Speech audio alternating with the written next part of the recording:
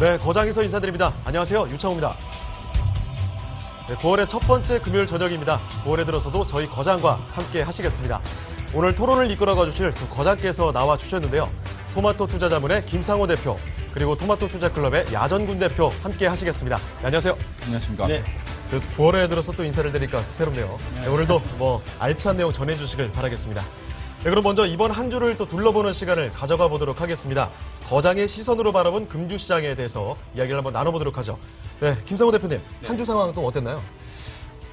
일단 시장 상황 들어가기 전에 오늘 신문을 펼쳐봤는데 네네. 아주 기분 좋은 뉴스가 그래도 나왔더라고요. 어떤 게 있었을까요? 아모레퍼시픽의 서금 회장이 3천억 원 사재를 출연해서 과학재단을 만들겠다.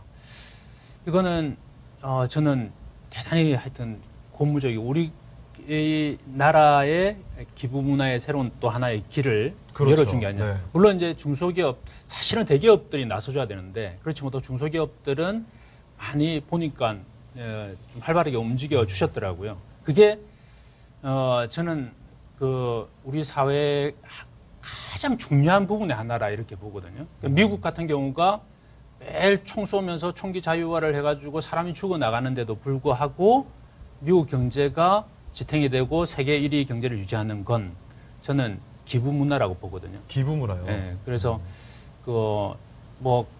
하여튼 그 액면 그대로만 저는 다른 또 정치적인 의도 이런 건 모르겠습니다. 액면 그대로만 본다면 대단히 저는 중요한 큰 일을 했다. 1조까지 기금을 만들겠다 이렇게 이야기했거든요. 굉장히 큰 규모라고 볼 수 있을 것 같습니다. 그리고 책임을 다하기 위해서 자기 이름을 걸고, 그러니까 서경배 과학재단 이름을 걸고 끝까지 책임을 다하겠다. 저는 다 떠나서 어쨌든 그 시도나 의도에 저는 박수를 정말 크게 보내고 싶습니다. 그런 일들이 좀 자주 일어나갔으면 좋겠고, 반면에 롯데 같은 애들은 네.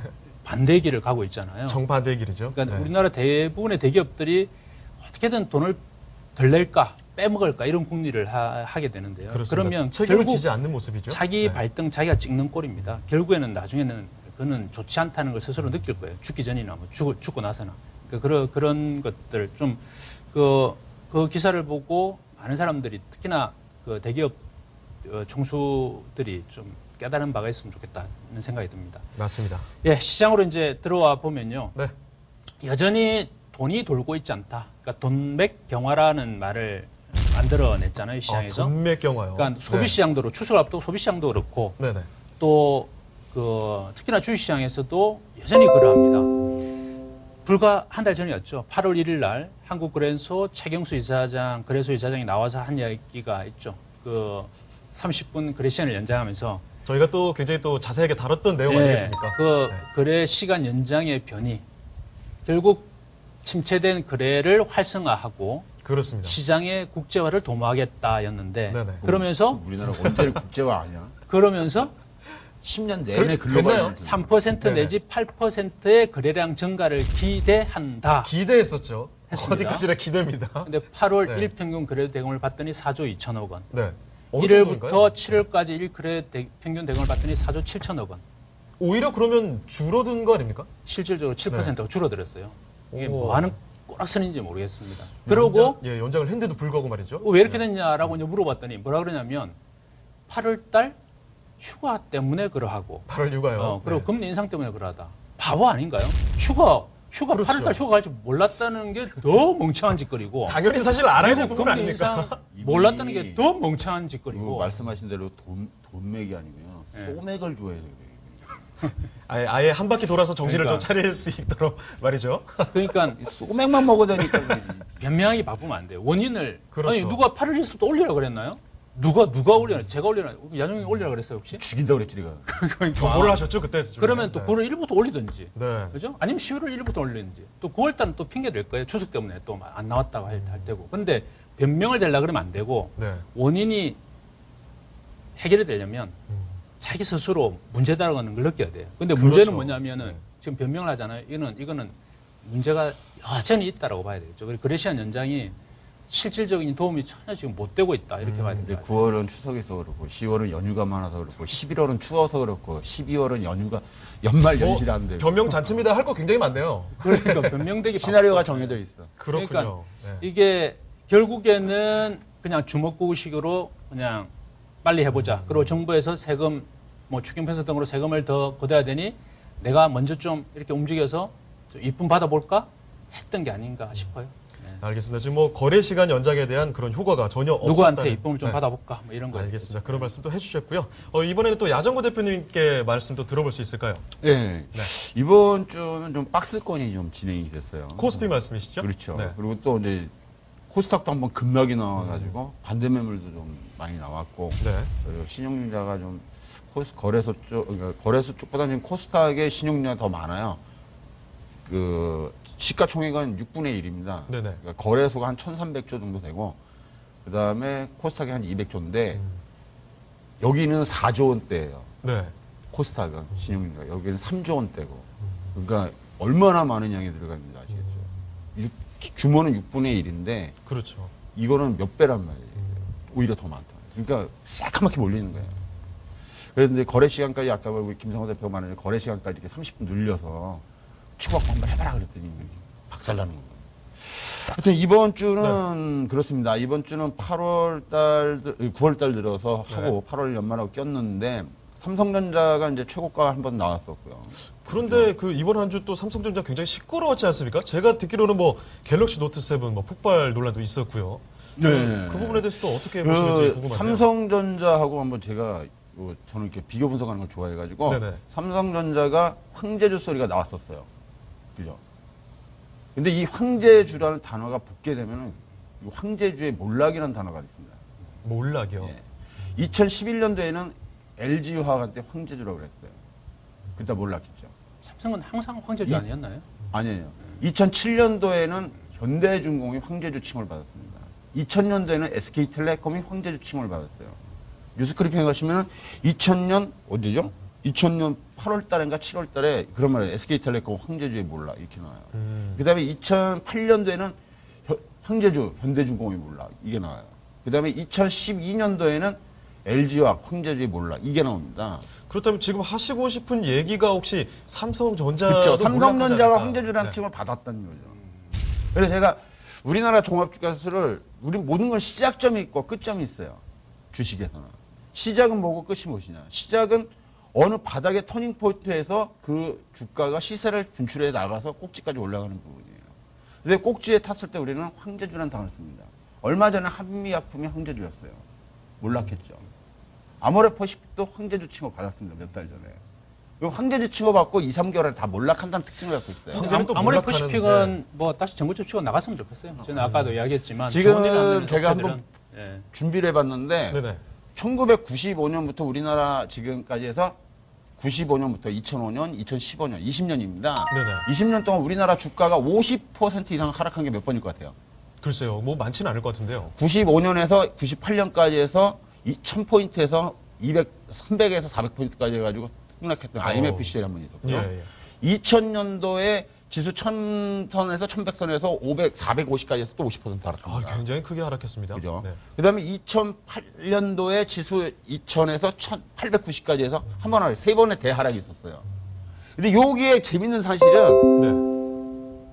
여기에는 삼성전자가 마지막으로 황제주의 칭호를 받았다는 사실이에요. 그럼 그 시기가 좀 맞물린다는 말씀이신가요? 그렇죠. 이번에도 맞물렸는데 1995년도에 최초에 그런 현상이 발생을 해요. 네네. 그러니까 1995년도 거를 이렇게 보시면은 어떤 현상이 나오냐면 삼성전자가 최고가를 들어가는 게 17만 원대로 올립니다. 15만 원까지 갔다 10만 원 내려오고 그 다음에 때려 올려서 17만 원에서 16만 원, 17만 원을 때리게 돼요. 저 지점이 1995년입니다. 근데 재밌는 사실은 그때 당시 지수를 보시면 절대로 신고가를 안 치고 있었어요. 지수로부터 10% 아래 지점에 있었거든요. 최고 지점은 94년도에 1145로 찍었고 95년도에는 900에서 1000 정도 찍으니까 약 10% 정도 아래 지점에 있었습니다. 분명히. 근데 10% 아래 지점에서 삼성전자가 최고가를 치면서 황제주 칭호를 받아요. 네. 그리고 불과 1년 후에 반토막 세토막 나는 거거든요. 그런 일이 계속 또 반복됐다는 그래서 말씀이시죠? 요 지점이 이제 우리나라 종합주가 지수가 50%를 하락하는 지점이에요.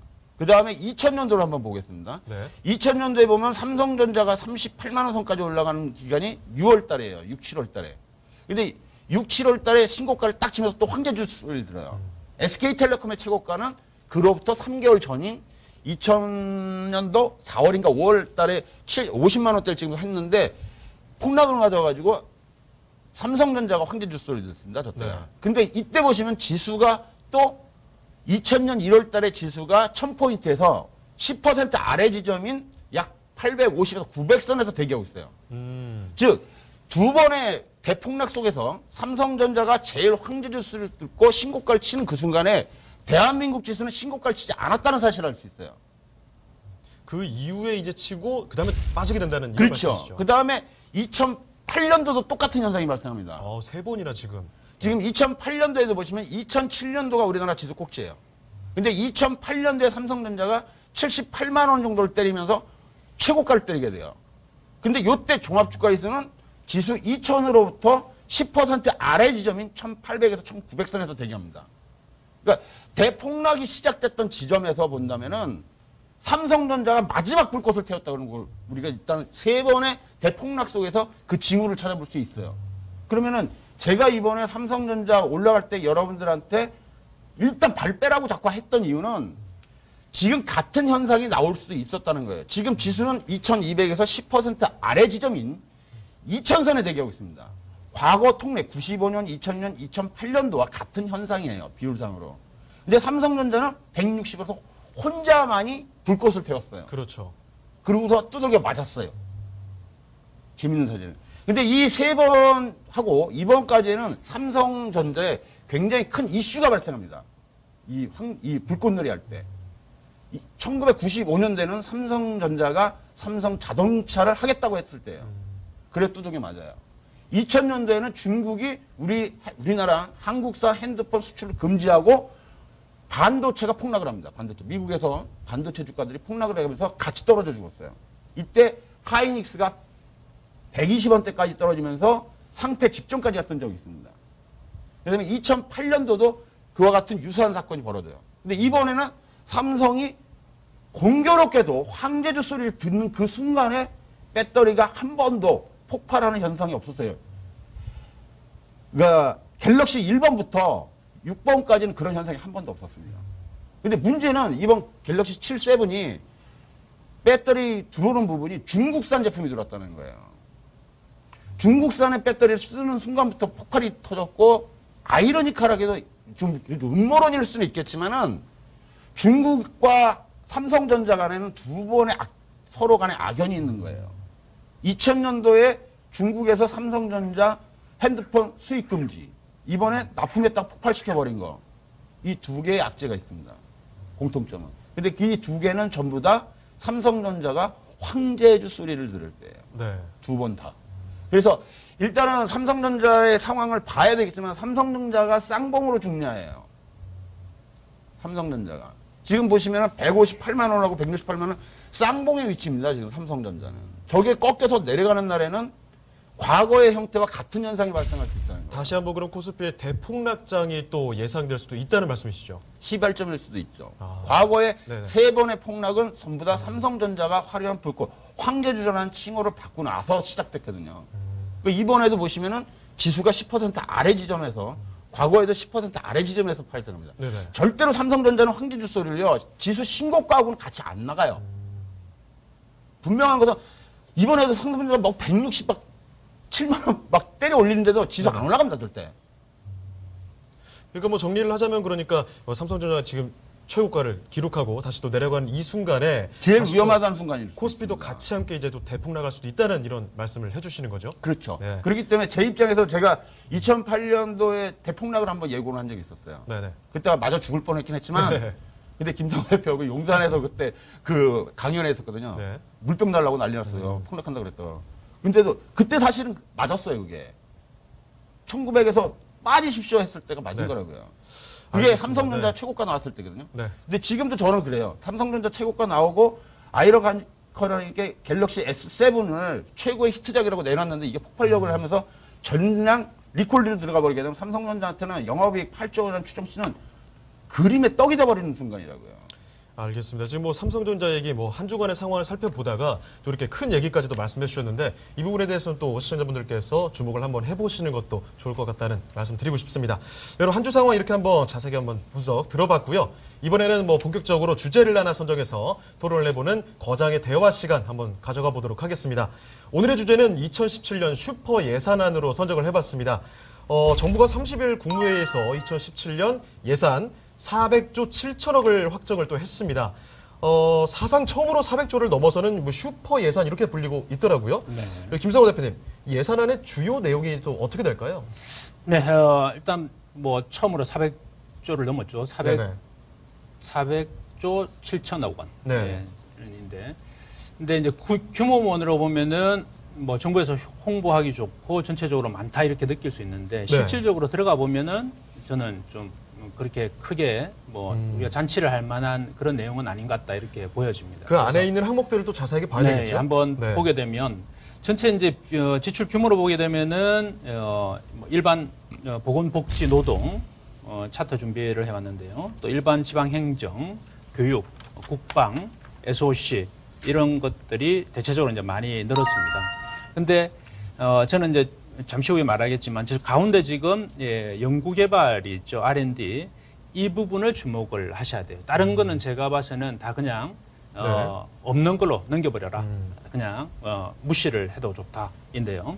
그래서 전체적으로 보게 되면 이제 증가율을 보게 되면은 전체 규모는 저러한데 이제 문제는 증가율이 늘어나는데 투자가 더 많이 된다는 뜻이잖아요. 그래서 그렇죠. 전체 규모를 볼 게 아니라 조금 더 디테일하게는 어느 부분에 얼마큼 늘었냐가 더 중요한 부분이죠. 그래서 다음 차트를 보게 되면은 일반 지방 행정 예산이 7.4% 예산이 이제 늘어나고요. 네. 또 문화체육 관광 분야에서 6.9%, 교육에서 6.1%, 보건 복지 노동 분야에 5.3%, 국방 분야에 4.0% 이렇게 늘어납니다. 반대로 이제 저 우측에 있는 SOC 사업이나 산업, 중소기업 에너지, 또 외교 통일은 오히려 줄어들게 되죠. 그래서, 줄어들었고요. 관련 업은 아무래도 항상 제가 이제 이야기할 때 손실을 적게 보거나 안 보는 상태에서 수익이 나야 수익이 난다는 거죠. 그러면 안 좋은 쪽은 일단은 걷어내는 게 좋아요.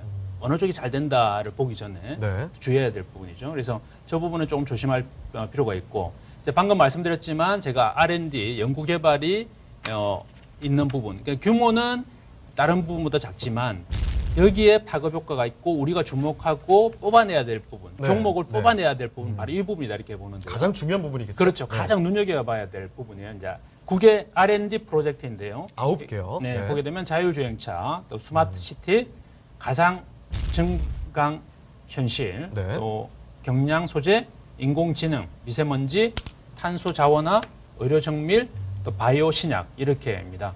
그러면 이건 바로 종목들이랑 직결되는 부분이거든요. 그렇죠. 하나의 네. 테마가 되고 업종이 될 수 있는 부분이고. 맞습니다. 그래서 여기서는 이제 종목이 실질적으로 나온단 말이죠. 그래서 이 부분에 가장 우리가 좀 주목을 하고 종목을 뽑아낼 필요가 있다. 이렇게 보여집니다. 네, 알겠습니다. 그럼 이번에 뭐 야전구 대표님의 또 설명을 추가적으로 들어볼 수 있을까요? 예, 일단 우리 김상호 대표님께서 설명을 아주 잘해주셨어요. 네. 그래서 저는 뭐 전략적으로 말씀드릴 게 아니라 그 분야별로 좀 세분화해서 분야별로요? 설명을 드리도록 하겠습니다. 알겠습니다. 그래서 2017년 예산안 분야별 지원 내용인데요.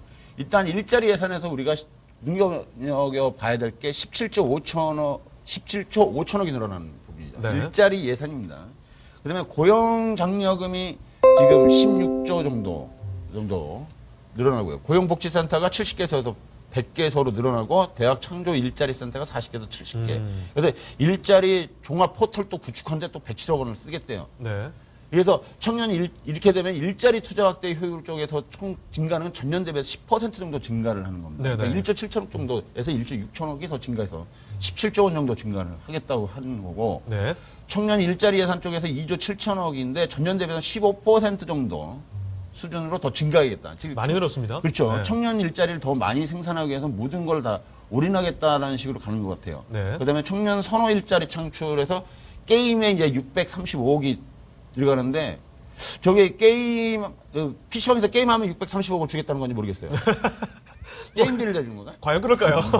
그다음에 창업 성공 패키지 도입이 500개 팀에서 500억 원을 해서 한 개 팀당 약 1억 원씩 지원이 될 예정이고요. 네. 그다음에 일학습 병행제 기업에서 6,300개에서 10,000개 기업으로 확장하겠다. 그래서 취약 또한 세 번째는 취업 계층 있죠. 네네. 취업하기 좀 어려운 계층. 그다음 재택근무도 해서 20만 원에서 40만 원씩 지급을 하겠다. 장애인 취업 성공 패키지 시설에서 1만 명의 장애인을 취업시키겠다. 그다음에 노인 부분에서는 기업 연계형 일자리 등 노인 일자리를 5만 개를 확충하겠다. 5만 개요. 네.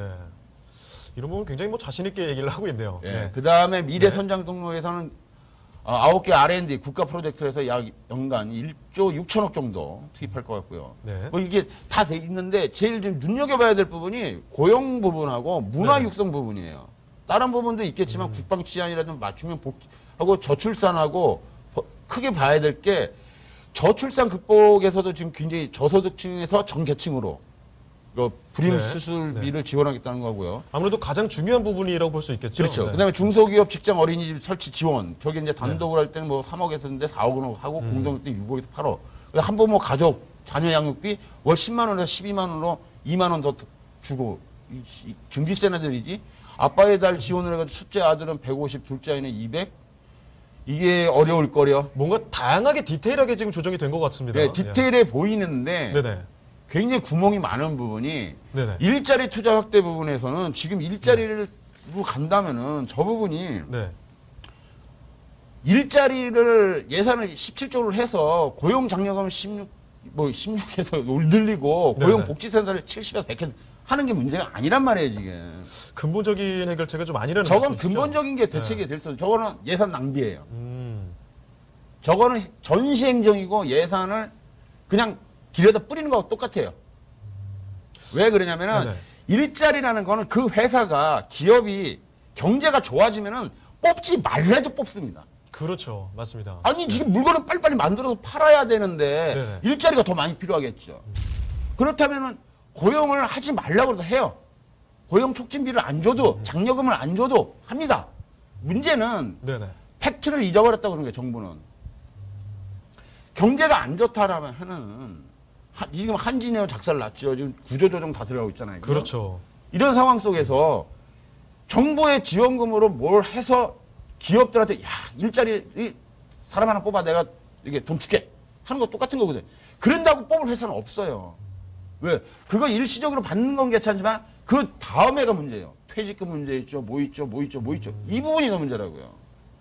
간접비용 들어가는 거, 국민연금이나 의료보험, 회사 부담금이 들어가기 때문에 이런 부분까지 계산을 한다면 회사들이 꺼려할 수밖에 없어요. 가뜩이나 경기가 위축돼가지고 구조조정으로 들어가는 입장 속에서 지금 직원을 잘라내는 판인데 지금 박근혜 정부가 실수한 게 뭐냐면은 당선할 때 그때 목표가 뭐냐면 매년 청년 고용을 10만 명에 정 안 되니까 가자 중동으로 했던 거 아니에요, 사우디아라비아. 그랬었죠. 네. 갔으면 좀 IS 됐어, 다들. 근데 네. 팩트는 뭐냐면은 정부 예산을 400조 역대로 최고로 많이 가는데 네네. 여기에 허점이 너무 많다라는 거예요. 전시행정이 너무 많고. 전시행정이 많다. 예, 이걸 좀 타이트하게 줄이고 이 부분을 제가 볼 때 아까 보니까 SOC 부분하고 산업경제 부분을 갖다 대폭 축소했어요. 아니 기업들의 육성 자금으로 들어가도록 줄여놓고서는 어떻게 일자리를 창출시켜요? 앞뒤가 안 맞는 거야 이건 어폐가. 그러니까 근본적으로 기업이 고용을 할 수 있게끔 상황을 안 만들어줘 놓고 그렇죠. 조금씩 더 지원금을 보태가지고 일자리 고용을 해라. 네. 이런 건 실효성이 없다는 그런 말씀이시죠? 그렇죠. 이건 실효성이 없어요. 사실적으로. 생각을 해보세요. 지금 청년 실업 한다고 해서 청년들한테 막 각 지자체들이 해서 합니다. 이번에도 보면 청년 실업률이 이번 걸로 인해서 일자리 예산 17조 5천억 투자하면서 청년 취업 지원 대상 일자리가 24만 개로 확대된다는 거예요. 24만 개. 24만 명이 가능합니까? 취업을 한다는 얘기인데 쉽지가 않죠. 네. 그렇게 그냥 숫자로 나온다 그래서 취업이 다 된다. 그리고 어디서 기업에서 좀 써줄 수가 없는데. 아니 기업들 전부 구조조정 들어가고 있는데 그러니까. 지금 그거는 자르잖아요. 그렇죠. 현실성 있는 숫자가 아니에요. 24만 개라는 게 짠 게 아니잖아요. 엄청난 숫자죠, 사실은. 10만 개도 많은데. 아까 보면 헛수일 가능성이 크죠. 이게. 노인 연령층 취업 인구수를 5만 명으로 확대한다는 거. 이건 지금 그거 우리가 요즘에 보면은 택시 타시면은 연로한 어르신들이 많아요. 많죠. 60, 네. 70대 오신 분들이. 그래서 사고도 많이 나요. 맞아요. 김성훈 대표가 한번 지난번 사고 났었죠. 사고 나죠. 근데 그 상대방이 연세 많으신 분들이 연세 많으니까 조심하셔야 돼요. 조심하셔야 돼. 네. 이런 분들을 그럼 택시 운전 시킬 거야, 다들? 5만 명을? 아니면 뭐 그 길거리 꽁초 주스로 된 거, 그거 구청에서 하는 거 있거든요? 노인, 어르신들 이렇게 네, 해가지고 알겠습니다. 네. 구청에서 노란 조끼 입고서 네, 뭐 네. 봉투 하나 들고서 이렇게 하고서 하루 일당 2만 원, 3만 원. 이거 하겠다는 거거든요. 그러니까 저희가 단순히 숫자만으로 뭐 판단할 수 있는 부분이 아니군요, 이게. 그렇죠. 네. 그러니까 이게 전시행정이라는 거예요. 실제로 이것이 국가 경제라든지 뭐의 전체에 전혀 도움이 되지 않습니다, 이게. 근데 여기다가 이렇게 하고 보면은 막 뭐 정부가 국민들을 위해서 어마어마하게 해주는 것처럼 보여. 그러니까 이게 아까 이제 24만 명 일자리 창출이잖아요. 네. 그것만 놓고 보거나 또는 그것만 가지고 전략을 취하면 분명히 실패해요. 이게 다 문제가 있을 수 있다. 헛수다. 예를 들어 가지고 헛수다. 뭐 국방 지원 예산이 얼마이니 거기에 관련 뭐 주식을 무조건 사야 되겠다. 이렇게 해서는 안 된다는 거죠. 근데 그거는 우리나라 실패하는 통계청에서 잡는 게 네. 보면은 진짜 머리가 좋은 놈들이 좋은 분들이에요. 왜 그러냐면 그 취업 인구수를 잡을 때 네. 취업 예비하는 그 고시원 다니는 사람 있죠. 예를 들어 네네. 내가 이제 공무원 공부를 해. 그렇죠. 네. 이것도 취업자로 들어가요. 엄청 많지 취업자예요. 않습니까, 사실? 그렇게 되면은 그것도 헛수죠. 그건 실제 굉장히 돈 버는 허황된 돈 버는 게 실업이죠. 아니라. 그러니까 우리나라 실업률이 네. 지금 뭐 6%대가 7%대 실제 실업률은 15%가 넘습니다. 엄청난 불황이에요. 실제 통계로 보면은. 그런데 정부에서는 아니 그 사람은 어차피 취업할 사람 아니냐. 저 공부하고 있잖냐. 예비 취업자다 이거. 네네. 뭐 취업에 들어가는 거야. 통계 자체에 굉장히 좀 오류가 있군요, 그러면. 오류가 엄청 많아요. 얘는. 그러니까 이것까지 다 하면은 앞으로 실업자가 늘어날 거니까 이 사람들이 공무원 시험에 들어갈 거란 말이야. 그럼 다 취업자가 되는 거야.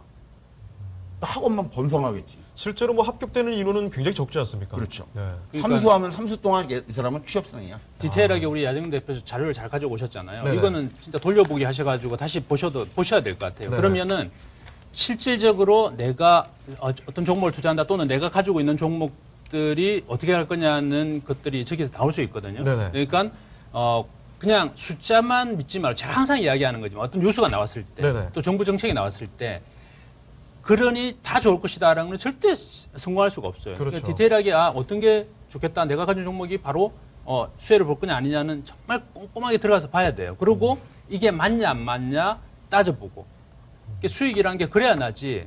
그냥 야 뭐 한다더라, 뭐 좋다더라 이렇게 들어가면 그는 네. 절대 안 된다. 100점 100패다. 알겠습니다. 뭐 조금 전에 야정구 대표님께서 이제 예산안에 대해서 말씀해 주시면서 명뿐만 아니라 암도 굉장히 많다는 네. 말씀해 주셨는데 네. 그럼 이어서 또 김상호 대표님께서도 하실 말씀이 또 있으실 것 같습니다. 일단 실질적으로 우리 야정훈 대표님이 이제 구체적으로 또 말씀을 드릴 텐데 제가 이제 전체 그림을 한번 말씀을 드려보면 네. 일단 이번 실질 성장률 자체를 보게 되면은 오늘 이제 1시간 전에 국회에서 추경 예산안이 통과가 되었어요. 그래서 그렇게 보게 되면은 실질 성장률은 추경이 포함됐을 때 0.6% 뿐이 안 돼요. 아, 실제적으로는요? 마이너스 증가율이에요. 그렇게 되면은 실질적으로 전체 규모를 가지고 봤을 때 좀 좋지 못한 게 아니냐. 그러니까 큰 틀에서 놓고 보면 이게 좋냐 나쁘냐, 명이냐 암이냐 보면 저는 암 쪽일 가능성이 크다. 전체적으로 놓고 보면 암 그렇다고 쪽이 해서 있는데요? 그렇게 되네. 암 쪽이 그 있는데? 암자가 아닌데 예. 어두울 암자죠. 어둡다. 전체. 암이 또 그 암이 돼버렸군요, 이게 또. 그래서 네. 이게 보게 되면, 그러니까 정부가 지금 이제 힘들어요. 왜냐하면 국가 부채가 있고 또 가계 부채가 있고 하다 보니까 양쪽을 다 이렇게 조율을 할 수뿐이 없는 입장이었어요. 그래서 정부가 이야기한 게 실질 GDP 대비 국가 채무 비율을 올해 예산 기준으로 40.1% 맞추겠다 했고 2017년도 기준으로 40.4%, 네. 2018년 기준으로 40.9%. 그러니까 40%에 맞추겠다는 거예요. 채무 비율을. 네네. 그렇다 보니까 예산을 확 증가하면 부채가 늘어나잖아요. 그렇게 그렇죠. 할 수도 없는 네. 입장이고. 그러다 보니까 짱짱하게 맞춘다고 한 게 제가 보기에는 이제 400조 원이다. 근데 그게 이제 많은 듯 보이지만 네. 규모상으로 그런 건 아니다. 실질적으로 놓고 보니 그렇고요. 실제로 그렇지 않았다. 네, 성장률과 물가 상승률을 감안하면 실질적으로 긴축 예산이고 마이너스 증가율이다 이렇게 봅니다. 그러면 우리가 이제 주목해야 될 부분은 뭐냐면 2017년도에도 올해 이제 추경이 편성됐잖아요. 네네. 똑같이 추경이 편성될 가능성이 대단히 높아 보인다. 아, 제가 내년에도 보기에는. 말씀이시죠? 예, 이것 가지고 안 될 거예요. 아, 왜냐하면 400조로도 부족하다. 경제는 여전히 불투명하잖아요. 그렇죠. 내년 상반기도 그럴 것 같아요. 그러면 올해랑 똑같겠죠? 야, 뭐 죽겠다, 먹고 살기 힘들다 이런 이야기가 있어서 들릴 거 아니에요? 그렇죠. 그럼 정부가 네. 가만히 손 놓고 있겠어요? 어쩔 수 없이라면서 욕 안 먹어야 되고 또 내년에 또 대선이 있잖아요. 그러면 야, 뭐 새누리당 뭐 하냐, 우리 표 다 떨어진다, 뭐 대선에 성공하겠냐 이런 이야기 들릴 테고 그러면 추경 편성을 할 공산이 그게 포커스를 맞추는 게 좋을 것 대통령이요? 같아요. 대선 내년 대선이 있잖아요. 네네. 연말에. 그러니까 대선 관련해서 뭐 새누리당이든 지금 뭐 여당이든 네네. 야당이든 관련해서 이제 어떤 정책을 내놓을 가능성이 대단히 높고 이제 돈이잖아요. 정책이라는 그렇죠. 게 맞습니다. 국민들 일단은 뭐 이렇습니다라고 제시할 게 네. 아마 그쪽으로 좀 포커스를 맞춰 주지 않겠냐 이렇게. 그게 전체 예산을 가지고 뭘 해보겠다, 수익 내겠다 이건 안 맞다는 거고요. 디테일하게 들어가셔야 되고 또 내년 전략 중에는 추경 쪽으로 좀 포커스를 맞춰도 되겠다. 네. 알겠습니다. 지금 뭐 이번 슈퍼 예산안의 명과 암에 대해서 이야기를 해보고 네. 있었는데 혹시 뭐 야정구 대표님께서 더 덧붙이실 말씀 있으실까요? 없으면 뭐 다음 질문으로 또 넘어가 보도록 하겠습니다. 할 얘기 많으실 것 아유, 같은데. 이게 네. 지금 이 추경 예산에서 네. 복지 부분 아까 제가 말씀을 네네네. 드렸는데 그 다음에 일자리 창출 부분이라면 고용 부분. 근데 제일 그 다음에 많이 늘어난 부분이 누구냐면 문화 콘텐츠예요. 문화 콘텐츠요. 네, 보시면은 문화 콘텐츠 부분을 한번 볼 필요가 있어요. 갑자기 문화 콘텐츠 부분에 이번에 문화체육부 장관 바뀌었죠. 바뀌었죠. 아이러니컬하게 딱 바뀌는 통과가 안 됐을걸요? 아니야. 그 조윤선 씨 아니에요? 예. 내정되지 않았나요? 안 상관없이 해요. 뭐 우리나라 대통령이 누군데 뭘 하게 될 것 같습니다. 뭐 국회에 말을 듣나 그분이? 네. 어휴, 네. 왕이야 그분. 조윤선 씨는 좋겠는데요? 된다 그러니까. 그분이 한 시즌에 네. 장관을 2번 하신 분이에요. 그렇죠. 네. 대한민국 역사 이래로. 뭐 하겠다는 건 확실하게. 그래도 말씀 이어가시죠. 네. 그래서 문화 콘텐츠 부분을 우리가 한번 봐볼 필요가 있어요. 일자리 창출 부분은 근로복지하고 그 다음에 고용 부분이라고 할 수 있겠지만 문화 콘텐츠 부분은 조금 얘기가 다릅니다. 어떻게 다르죠? 왜 그러냐면 문화 콘텐츠는 물론 고부가 가치 상품인 건 맞아요. 그렇죠. 하지만 일자리 창출 부분에서의 부분은 그렇게 세진 않아요. 이 부분이. 일자리 창출과는 크게 연관은 없다. 그렇죠. 네. 왜 그러냐면은 이거는 완전 청년 세대들이나 젊은 사람들이 이제 나이 60, 70 대신 어르신들이 하실 부분은 아니란 말이에요. 문화 콘텐츠 부분은 뭐 그런 부분도 있겠지만 관광산업 육성 부분 쪽에 있겠지만은 요 부분에서 우리가 봐야 될 게 문화 ICT 올림픽 지원으로 405억 정도 투하했는데 문화 벤처 육성 프로그램이 100에서 400개로 늘어납니다. 네네. 여기는 여러 가지가 있어요. 그 다음에 찾아가는 복합 문화공간하고 뭐 스마트 공장 대폭, 이거 그냥 아니고 문화 벤처 육성 프로그램에 많이 하겠다는 건데 저 부분을 잘못 건들게 되면 예산이 어마어마하게 날아가는 거예요. 저게. 왜냐면 저건 흔적이 안 남아요. 절대로 흔적이 안 남습니다. 문화라는 게. 문화는 값어치로 할 수 있는 공연 한 번 하려더라도 예를 들어서 공연 한 번 하잖아요. 그러면 우리나라에서 그 대표적인 게 이번에 보면 서울시에서 한강에서 저기 뭐 유워커들 데려다 삼계탕 파티 했었죠.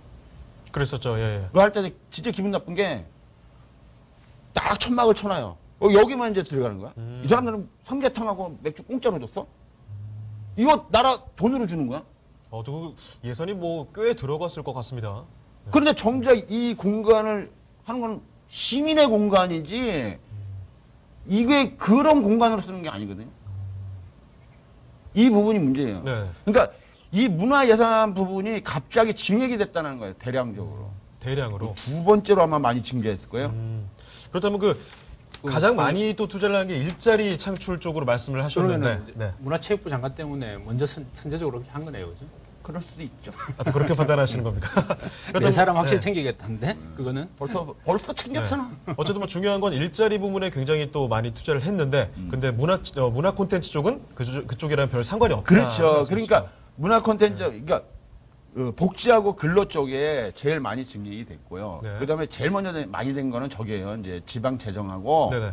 그다음에 공무원들 이제 월급도 올려줘야 되니까 그 부분이 제일 많이 올라가는 부분이고요. 네네. 그다음에 이제 우리가 말하는 복지, 근로복지 이 부분이 2등이고 그다음에 문화 콘텐츠가 3위입니다. 증액 순서를 보니까. 생각보다 굉장히 큰 근데 몫이 반면에 중요하네요. SOC는 줄였단 말이에요. 그다음에 아까 여기 보면 기업들 지원하는 거 있죠. 이것도 줄였어요. 아니 일자리를 창출하면서 저기 뭐 산업을 갖다 줄이면 어떡해? 그러니까 뭐 한마디로 정리를 해보자면 우선순위가 조금 뭐 잘못된 것 같다는 말씀을 또 그렇죠. 해주고 계신 것 같습니다. 일단 네. 산업 부분하고 SOC 부분을 증가시켜놔야죠. 그러면 SOC가 증가한다는 건 뭐 고속도로를 통과, 민자 역사를 통과, 뭐 도로를 통과 할 거 아니에요. 그러면 일자리가 많이 창출될 거 아닙니까? 기업들이 돌아갈 거니까. 그렇게 해야지. 뭔 맨날 영화 보는데 영화표 공짜로 주려고 그러나? 아니면은 뭐 알겠습니다. 네. 연예인들 불러가지고 뭐 노래하고 춤추고 하면 거기 문화 콘텐츠비 이번에 많이 상영했으니까 네네. 무료 티켓 주고 뭐 이래? 지금 돈 벌기 바빠 죽겠는데? 알겠습니다. 이렇게 뭐 예산안의 명과 암에 대해서 저희가 한번 얘기를 나눠봤고요. 이쯤에서 또 저희가 증시에 미치는 영향 뭐 네. 얘기를 안 해볼 수가 없습니다. 네. 김상호 대표님, 이 예산안이 이번 증시에 미치는 영향 어떻게 또 볼 수 있을까요? 네. 뭐 어쨌든 가장 중요한 부분이죠, 그렇죠? 그래서 이게 제가 이제 여러 번 자주 말씀을 드리는데 꼭 이 프로를 그냥 한 번 보고 말지 마시고 되돌려 보시기를 하시거나 또는 지난 것들을 쭉 같이 보세요. 왜냐하면 맞습니다. 제가 전략을 드리는 건 다 연속성이 있습니다. 끊기질 않아요. 처음서부터 첫 1회서부터 지금까지 쭉 연속적이에요. 그러면 여러분 어떻습니까? 주식이란 수익이란 연속적이어야 되잖아요. 뭐 5월달 수익 나고 6월달 깨지고 7월달 수익 나고 8월달 박살나고 그러면은 나중에 어떻게 돼요? 내 계좌는 쪼그라들고 원금은 마이너스가 돼 있겠죠. 지금 대부분이 그렇지 않나요? 지금 8월 말 기준 또는 지금 현재 9월 현재 여러분 계좌 까놓으면은 올해 계좌가 만만치 않을거든요. 마이너스죠. 그렇게 되면 안 되죠. 계좌는 플러스 빨간색 나 있어야 된단 말이에요. 수익이 나 있어야 되죠. 그러면 뭐든지 전략도 연속적이어야 되고 수익도 연속성이 있어야 돼요. 그러면 이것도 마찬가지입니다. 그럼 뭐냐면 전체가 이러니 좋겠다 해서는 올해는 절대 수익이 안 난다. 연말까지 마찬가지고 내년도 마찬가지다. 그럼 어떻게 봐야 되냐면 좀 디테일하게 들어가야 돼요. 그래서 일단 자료를 보시게 되면 오늘 이제 추경이 통과되고 나니 어떻게 되냐면 전체 지금 규모는 별 의미가 없어요. 거의 이 증가율이 미미하단 말이죠. 그러니까 추경 편성 자체에 포커스를 좀 맞추자. 4분기 전략은 그러합니다. 그래서 전체 지출 규모를 보게 되면은 추경 편성이 안 됐을 때는 예산이 좀 내년에 한 3%대 뭐 좋지 않겠냐 했던 것이 추경 편성 편성 0.2%대예요. 그렇다면 전체 예산 가지고는 크게 전체를 보고서는 별로 효과는 없다. 지금 나오고 있죠, 그죠? 그러니까 추경이 편성돼 버렸으니까 이제 봐야 될 것은 바로 점선이 아니라 전체 파란색 굵은 선이에요. 밑으로 떨어졌단 말이죠. 전체 규모가. 그렇죠. 그러면 전체에 맞추면 당연히 수익이 안 나겠죠. 그렇죠?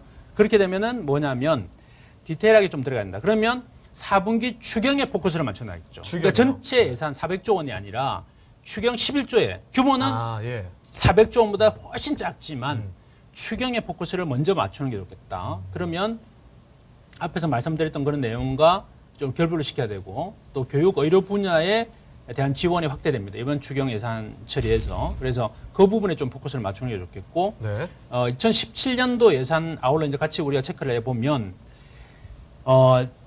누누이 말씀드리지만 전체 예산 가지고 어떠니 저떠니 해가지고는 절대 안 된다. 수익 안 난다. 그래서 디테일하게 좀 들어가 보면 제가 뽑아낸 부분은 이 부분은 분명히 이 부분에서 우리가 뽑아 먹을 게 주식 이 수익이 또 종목이 나온다인데요. 어떤 부분일까요? 바로 2017년도 정부 예산의 5대 중점 투자안이에요. 5대 중점 네, 투자안이요. 지금 잘 나오네요. 여기 보게 되면 미래 성장 동력 창출 분야 예산안이라는 게 있습니다. 그래서 곧 4차 산업혁명 등이라고 볼 수 있는데요. 네네. 여기 보게 되면은 스마트카, 사물인터넷, 무인기 등 산업화 속도가 높은 10대 분야를 집중적으로 지원한다. 저기 이제 나오죠. 그 다음에 이제 로봇 산업, 네. 또 차세대 디스플레이, 또 맞죠? 차세대 디스플레이 기술 개발 사업, 또 네. 맞춤형 시스템 반도체 상용화 사업 등 신규로 이게 이제 추진되는 사업이고요. 네네. 두 번째 이제 세 번째가 가상현실, 또 증강현실, 네. VR, AR입니다. 또 게임 등 ICT 기반 콘텐츠 산업 육성, 바이오 신산업 분야에 올 대비 10% 정도 정액 지원한다. 최근에 뭐 가장 핫한 분야들이라고 볼 수 있겠네요. 그러죠. 네. 이게 뭐냐면 다 4차 산업 융복합 산업이에요. 그렇죠. 제가 네. 이야기 들었던 부분이고 계속 지속적으로 이야기를 드리고 있는 부분이죠. 오늘 말씀하셨던 부분들이죠. 예, 그리고 네. 달 탐사 산업 여기 이제 510억 원이 정액이 됩니다. 달 그러면 탐사 사업이요? 네. 여기에서 종목들이 다 이제 튀어나오잖아요. 이제 이런 것들은 실질적으로 투자해서 바로 도움이 되고 이런 종목들은 정부의 선투자. 그러니까 사실은 이런 부분에 저는 더 많은 투자가 이루어지기를 바랐습니다. 그러면 이렇게 되면 어쨌든 저쪽에서 기업들이 이제 투자를 집행하고 돈을 얻어내서 집행할 거 아니에요. 그렇죠. 그러면 거기서 기업들의 신규 일자리 창출이 생긴단 말이에요. 그러면 저기에 더 많은 투자, 더 많은 풀들을 가동을 했으면 하는 거죠. 근데 당장 이제 저는 이번 예산이 내년 대선과 많이 맞물려 있다고 보는데 아까 이제 우리 양현모 대표 얘기했던 그런 부분들이 다 사실은 복지 포퓰리즘이잖아요. 그러면 당장 내년에 당장 나한테 뭐 청년 일자리 창출을 위해서 돈이 들어오고 취업 안 해도 몇십만 원 들어오니까 더 좋죠. 당장 돈 받으니까.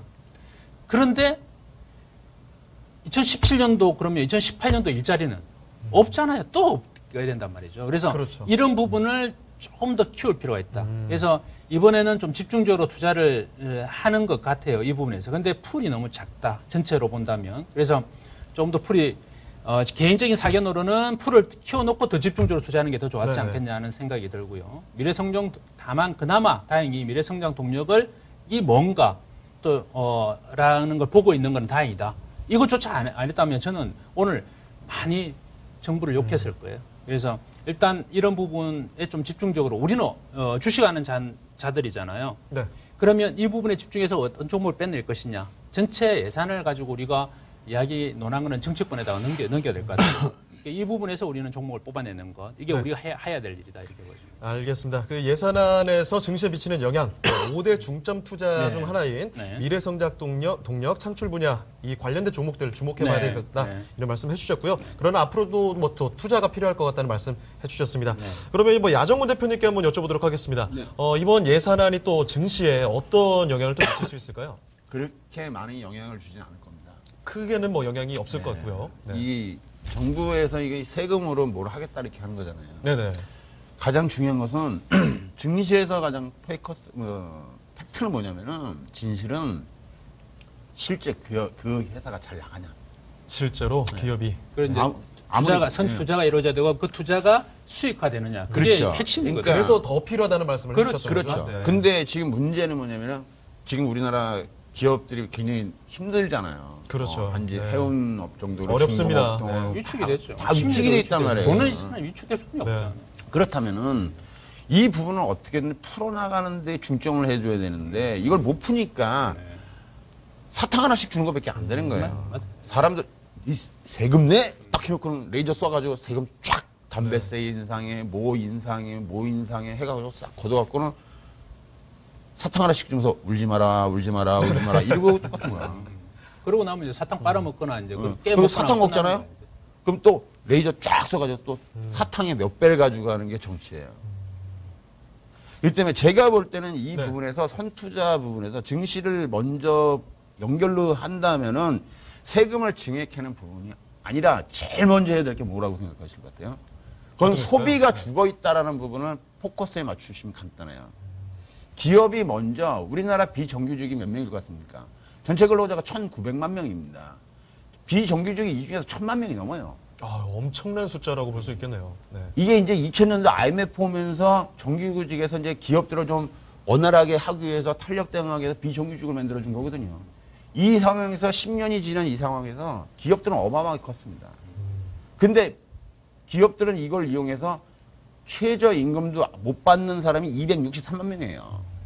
13%가 우리나라에서 비정규직 중에서 13%는 최저임금도 못 받습니다. 그러니까 투자를 했어야 되는데 그걸 지금 다 이 들고 얘기는 앉아 있는 문제가 뭐냐면은 되는 내가 거예요. 다 먹으려고 했기 네. 때문에 그래요. 먼저 기업은 지금 막대한 유보금을 쌓고 있고 할 수 있습니다.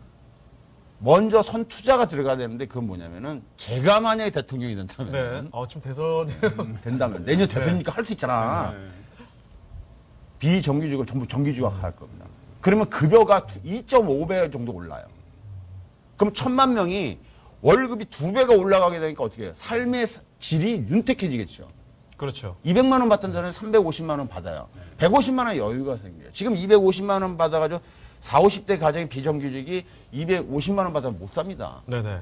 현대중공업의 비정규직이 얼마 받을 것 같습니까? 실임금이 글쎄요. 250만 원이에요. 12시간 일해갖고. 그렇군요. 뭐 그러니까 지금 말씀해 주시는 부분은 그 근본적인 해결책이 보다 필요하지 이런 그렇죠. 차원으로는 직접적으로 기업을 키우기는 좀 어렵겠다는 그런 말씀해 그렇죠. 주시는 그러니까 거죠. 기업들의 막대한 그동안의 이익을 챙겼고 유보금을 갖고 있잖아요. 그 네. 투자를 그거를 갖다가 비정규직에 있는 직원들을 정규직화 하라는 겁니다. 삼성전자 이재용 부회장님 11조 원 갖고 주식 태워 먹지 말고요. 그걸로 삼성그룹에 있는 비정규직 직원들을 정규직화 하십시오. 그러면 그분들이 월급 더 받으니까 삼성 네. 컴퓨터를 더 사서 쓸 수도 있고 신제품을 사서 쓰면은 결국 기업의 매출액은 올라가요. 기업이 먼저 손 투자하셔야 되는 거예요. 이 부분은. 알겠습니다. 그렇다면 그 기업들 저희가 어떤 종목에 조금 집중하면 좋을까요? 네. 근데 지금 이건 불가능한 일이에요. 네네. 왜 그러냐면 내가 대통령이 되면 가능해도 네네. 그건 불가능해. 알겠습니다. 자, 그러면 이 부분에서 이걸 이제 아웃라인만 잡아갑시다. 네. 그럼 여기서 본다면 저출산 대책이 있어요. 그죠? 가장 지금 시급한 대책이죠. 그렇죠. 네. 근데 이것도 문제가 저출산 대책은 없어요. 법을 먼저 바꿔야 돼요. 법률 자체를 엊그저께인가 신문 보니까 어느 무슨 기업에서는 결혼만 하면 여직원 다 자른다고 그러더라고. 이 부분이에요. 그렇죠. 지금 먹고 살기 힘들어 죽겠는데 잘려봐. 그러니까 애를 못 낳는 거예요. 지원을 뭐 해줘봤자 그렇죠. 뭐 기본적으로 안 받겠죠. 만약에 여직원을 했는데 임신의 사유로 이 여직원을 자르면은 그 회사는 한 20억씩 벌금을 내게 해야 돼요. 그래야 안 자를 거요. 벌금 뭐 500만 원 그러니까 자르지. 원래 월급이 한 300이었는데 벌금 500 내면 자르지. 그리고 500 되는 게 나아. 그렇죠. 한 20억 때려야 돼. 징벌죄로. 왜? 아이를 낳아야 될 여성을, 그죠? 그리고 국가의 미래가 달린 부분인데, 그걸 방해했잖아요. 그걸 반역죄로 해가지고, 이거 잡아다가 한 30년을 징역을 네네. 살게 하던가, 그렇게 해야 되거든요. 근데 저 출산 대책에서 일단은 우리가 딱 생각하는 건 유아용품이에요. 근데 유아용품인데 보면 뭐 제로투도 아그반 컴퍼니인데 이 보령매장 이게 원래 대통령이 그 당선됐을 때 네네. 저출산 대책을 강력히 주장을 했어요. 그래서 쟤네들이 그랬었죠. 한번 쫙 불이 붙었어. 그런데 출산율은 더 떨어져. 왜? 근본 대책이 나와 있지 않기 때문에. 그럼 앞으로도 지금 예산안 상황에서는 뭐 유아용품 관련주 뭐 기대해보기 좀 어려울 수 있겠네요. 그렇죠. 네. 이게 왜 그러냐면은 과거에는 이거 대통령이 당선됐을 때 저출산 대책을 강력하게 풀어서 여성들이 뭐 결혼한 사람들이 아이를 편안하게 낳고 행복하게 키울 수 있겠다. 이렇게 해가지고 저거 애들이 확 불 떴단 말이야. 네네. 1년 지나니까 오히려 더 떨어졌네, 출산율이. 그러면 이 저출산 관련된 뭐 대책들이 좀 더 나오고 예산이 더 투자가 된다면 그것이 네. 지금은 먹히지 않는다는 거예요. 지금 뭐 반짝하겠지만 뭐 아기가 없는데 네네. 어디 갔어 저 남양유업에서 네네. 푸뉴가 팔리겠냐고. 일단 결혼을 안 하려고 그러잖아요. 결혼 하실 거예요? 아, 저는 조금 약간 미뤄두고 있습니다. 아, 이러니까 안 된다니까. 이게 반역죄야. 그러니까. 빨리 반역죄를 지금 저지르고 있는 빼놓고 거예요. 국가의 미래를 주고 네. 반역죄기. 출산율을 알겠습니다. 높여야죠. 저에 대한 비난이 계속 지금 세다하고 있는데요. 어쨌든 뭐 저희 야정근 대표님께 말씀까지 한번 들어봤고요. 저희 이쯤에서 다음 주 투자 전략 한번 들어봐야 될 것 같습니다. 시간이 좀 많이 지나가서. 어쨌든 네. 다음 주가. 네, 2017년 네. 예산안에 대한 이야기를 지금까지 한번 자세하게 한번 살펴봤고요. 이번에는 마지막으로 두 거장과 함께하는 다음 주 투자 전략 한번 들어보도록 하겠습니다. 먼저 김상호 대표님께서 좀 시간 관계상 조금 짤막하게 말씀을 네. 해주시죠. 다음 주는 네. 오늘입니다. 미국 네네. 시간으로 오늘이죠. 그러니까 우리 시간으로 새벽이 되겠네요. 오늘 고용지표 발표. 네, 고용지표 발표가 있죠. 그거에 따라서 많이 출렁거릴 거예요. 네, 가장 중요하게 봤던 거니까 네. 미국 FRB에서 그러니까 우리 미국 시간으로 9월 20일, 21일 그러니까 추석 다음 주에 네, 그 다음 주 바로. FRB FOMC 회의가 있잖아요. 그 회의의 금리 결정의 가장 뇌관이다 이렇게 보면 돼요. 그래서 이게 이제 만약에 고용 지표가 나쁘게 나온다. 그러면 시장에는 호재가 되겠죠. 금리를 안 올릴 가능성이 높다라고 이제 흘러갈 테니까 네. 한 2주간. 근데 이게 좋게 나온다. 그럼 추석 이전에는 이제 먹을 건 없다 이렇게 봐야 되겠죠. 일단 그래서 이 부분이 가장 중요하다. 단기적으로는 다음 주는 이렇게 네. 봅니다. 근데 더 큰 문제는 뭐냐면 네. 바로 미국의 생산성의 저하예요. 이게 뭐냐면 미국뿐만 아니라 우리나라도 그렇거든요. 이게 2011년도 이전에는 수십 년간 생산성이 계속 좋았습니다. 그러니까 먹고 살기가 좋았던 거죠. 근데 이게 저하되다 보니까 2011년도서부터 급격히 둔화가 돼요. 그러니까 생산성은 뭐냐면은 그 기업들이 추구해서 만들어낸 재화의 규모란 말이에요. 그러면 아까 이야기했듯이 기업들이 돈을 잘 벌고 투자하고 하다 보니까 뭐냐면 그 종업원들, 그러니까 사회 구성원들이 가져가는 몫이 많아지겠죠. 근데 이게 그렇죠. 2011년도 안 좋으니까 어떻게 되면은 가져가는 돈이 쭈그러드는 거예요. 그럼 미국도 마찬가지고 우리나라도 마찬가지예요. 그러니까 어떻게 되냐면 돈을 안 쓰게 되죠. 또 불안하니까 가지고 있게 되죠. 네. 이게 가장 큰 문제예요. 전체적으로는. 그래서 이걸 어떻게 살릴 것이냐에 정부는 가장 포커스를 맞춰주는 게 좋겠고, 그러니까 네. 예산이 어떻다 저떻다 더 중요한 부분이겠죠. 생산성에 관련된 말씀이시죠? 예. 그리고 우리는 주식하는 우리는 뭘 해야 되냐면은 여전히 시장을 보면 안 된다. 아까 여정 대표가 얘기했던 시장이 꼬꾸라지든 네. 또는 시장이 뭐 올라가든 네, 네. 또 플러스로 옆으로 기든 중요한 거는 종목으로 뚫어내 버려야 돼요. 종목으로 종목으로 뚫어낸다? 뚫어내야 됩니다. 네. 충분히 종목으로 뚫어낼 수 있어요. 다만 그 종목이 압축되니까 그 부분에 포커스를 맞추고 전략을 쳐야 된다. 알겠습니다. 이번에 야정구 대표님께서 다음 주 투자 전략 또 간략하게 한번 부탁드리겠습니다. 예, 방금 전에 말한 우리 김상호 대표가 말한 대로 네. 오늘 밤에 있는 FOMC 회의가 굉장히 고용 지표가 이게 되게 중요할 것 같아요.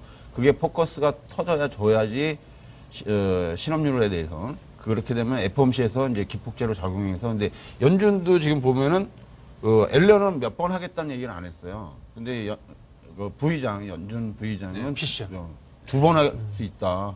이 말 때문에 지금 시장이 지금 바들바들 떨고 있는 거거든요. 네네. 그래서 고용지표가 좋게 나오면은 이게 9월 달에 한 번 하고 12월 달에 한 번 더 할 수 있는 거죠. 예. 네. 고용지표가 계속 좋아지니까. 그렇게 되면 두 번의 충격을 가해지게 되면 아무래도 시장은 주춤할 수밖에 없고 네. 종목적으로 본다면 가장 먼저 타켓이 되는 것은 어디가 되냐? 코스닥 종목 분단에서 그동안 많이 올랐던 애들. 요 며칠 전에도 보시면 혼자서 그래도 종합주가에는 버틴데 코스닥은 못 버틴단 말이에요. 때려버리면은.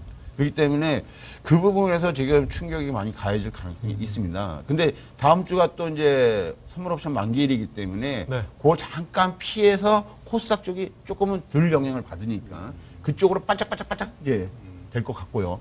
그 다음에 여기 반짝반짝 끝나고 나서 이제 이 고용지표가 좋게 나오면은 아무래도 이제 각계전투로 들어가야 돼서 각자의 살 길을 찾아봐야 될 것 같다.